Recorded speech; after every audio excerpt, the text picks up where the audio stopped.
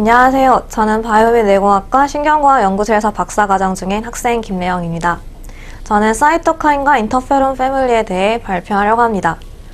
발표 순서는 다음과 같습니다. 먼저 사이토카인의 일반적인 특징에 대해 말씀드린 후 사이토카인 리셉터와 사이토카인의 바이오 약학적 응용에 대해서 설명하겠습니다. 다음으로 사이토카인 패밀리의 하나의 인터페론에 대해 설명드리고 인터페론 시그널 트랜스덕션 패스웨이에 대해 말씀드린 후 대표적인 패스웨이인 잭스텟 패스웨이에 대해서 설명하고 마지막으로 인터페론의 생물학적 효과에 대해 설명하겠습니다. 사이토카인은 레귤레토리 프로테인이나 글리코프로테인 그룹을 총칭합니다. 다양한 물질들이 사이토카인으로 분류되는데 정확한 분류는 아직까지 조금 모호합니다. 분자 생물학의 기술 발전으로 인해 구조적인 특징에 따라 사이토카인을 6개의 그룹으로 나누는 시도가 있었고 각각의 사이토카인들의 명칭들은 오른쪽 표와 같이 나눌 수 있습니다. 사이토카인의 일반적인 특징에 대해 말씀드리겠습니다. 사이토카인은 매우 강력한 레귤레토리 몰레큘로 나노몰이나 피코몰 정도의 농도로도 매우 큰 효과를 나타낼 수 있습니다. 사이토카인은 다양한 셀 타입에서 생성되는데 각각의 셀 타입은 또한 하나 이상의 사이토카인을 생성할 수 있습니다. 하나의 사이토카인은 여러 개의 셀 타입을 영향을 줄 수 있으며 이러한 사이토카인의 특징은 플레이오트로픽하다라고 일컬어집니다. 사이토카인의 효과는 셀 타입에 따라서 같거나 다를 수 있고 여러 종류의 사이토카인이 비슷한 생물학적 효과를 일으킬 수 있습니다. 또한 사이토카인은 타겟 셀이 다른 사이토카인을 생성하도록 유도할 수도 있습니다. 사이토카인 리셉터는 크게 두 부분으로 이루어져 있습니다. 하나는 사이토카인이 직접 접속하는 부분으로 사이토카인의 종류에 따라 그 형태가 달라집니다. 다른 한쪽 부분은 신호 전달이 시작되는 부분으로 다양한 리셉터가 같은 형태의 신호 전달 부분을 가지기도 합니다. 신호 전달이 시작되려면 추가적인 몰레큘이 작용해야 할 때도 있습니다. 그림은 사이토카인 리셉터의 예를 보여줍니다. 인터류킨 6와 인터류킨 11, LIF 리셉터는 모두 리간드 특이적인 바인딩 도메인을 가지고 있으며 독립된 서브 유닛인 GP130을 공통으로 가지고 있습니다. GP130은 신호 전달을 일으키는 데 작용합니다. 사이토카인은 주로 면역과 염증 반응에 관여합니다. 예를 들어 EPO는 적혈구 생성을 촉진하고 그로스 팩터는 상처 치유를 돕습니다. 뉴로트로픽 팩터는 신경 퇴행성 질병을 억제하는 데 작용합니다. 사이토카인은 면역 반응에 연관되기도 하는데 바이러스의 침투는 때때로 이러한 면역 반응을 방해하기도 합니다. 때로는 사이토카인이 과도하게 생성돼서 여러 질병을 일으키기도 합니다. 인터루킨 6와 TNF 같은 사이토카인들은 패소제네시스에 관련되어 폐혈증 쇼크나 류머티스성 관절염을 일으킵니다. 이때는 사이토카인을 억제해서 질병 치료에 효과를 볼 수 있습니다. 인터페론은 가장 처음으로 발견된 사이토카인 패밀리입니다. 바이러스에 감염된 동물 세포가 특정 물질을 분비하는 것이 관찰되었으며 이러한 물질을 처음으로 인터페론이라 부르기로 했습니다. 대부분의 종은 다양한 종류의 인터페론을 생성합니다. 사람은 인터페론 알파, 베타, 그리고 감마 세 종류의 인터페론을 생성합니다. 구조적인 특징에 따라 이들은 다시 두 그룹으로 나눌 수 있는데 타입 1은 인터페론 알파와 베타를, 타입 2는 인터페론 베타를 감마를 가리킵니다. 인터페론 타입 1은 동일한 리셉터에 결합하고 비슷한 생물학적 기능을 수행합니다. 타입 2 인터페론은 타입 1과는 다른 리셉터에 결합하며 생물학적 기능에도 차이가 납니다.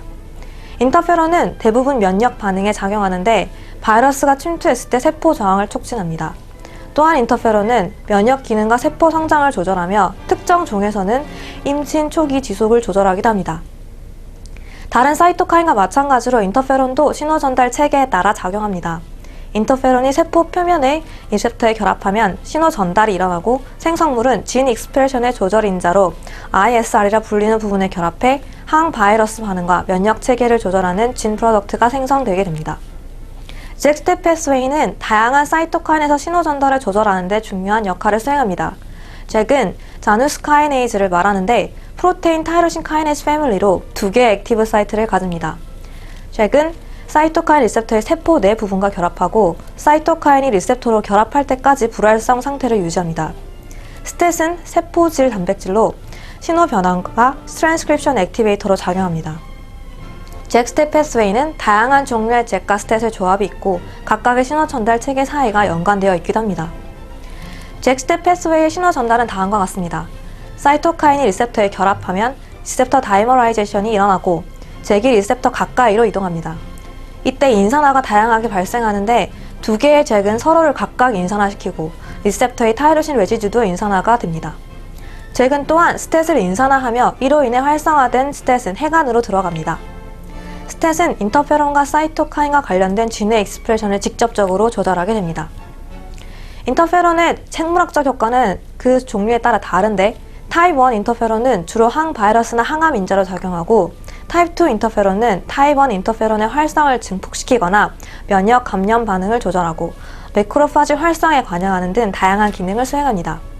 인터페론이 연관된 잭스텝 패스웨이는 항바이러스성 유전 물질을 생성합니다.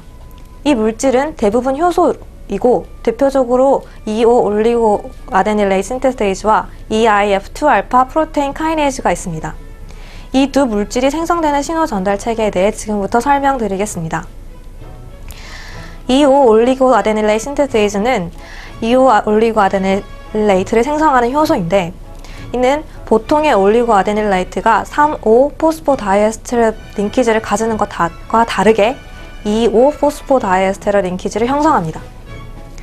2,5-올리고 아데닐레이 신테세이즈 체계는 주로 항바이러스 반응에 작용합니다.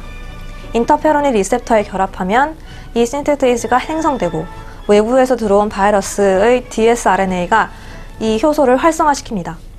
그 결과 2,5-올리고 아데닐레이터가 생성되며 이 물질은 엔도RNA제를 활성화시킵니다. 활성화된 RNA제는 바이러스의 싱글 스트랜디드 RNA를 모두 조각내서 분해해버립니다. 2,5-오스포디에스터레이즈는 빠르게 2,5-올리고 아데닐레이트를 분해해서 이 패스웨이를 중단하는 역할을 합니다. EIF2알파 프로테인 카이네이즈도 또한 외부의 바이러스 공격에 대항하는 역할을 수행합니다. 인터페론이 리셉터에 결합해 EIF2알파 프로테인 카이네이즈 합성이 시작되고 바이러스에서 온 dsRNA는 EIF2알파 프로테인 카이네이즈를 활성시킵니다. 활성화된 효소는 EIF2알파 프로테인을 인사해서 리보조멀 서브 유닛의 결합을 막게 되고 이는 RNA라 전사를 막게 됩니다. 사람에서는 타입 1 인터페론이 EIF2알파 프로테인 카이네이즈에 관여하는 것으로 알려져 있습니다. 이것으로 발표를 마치겠습니다. 들어주셔서 감사합니다.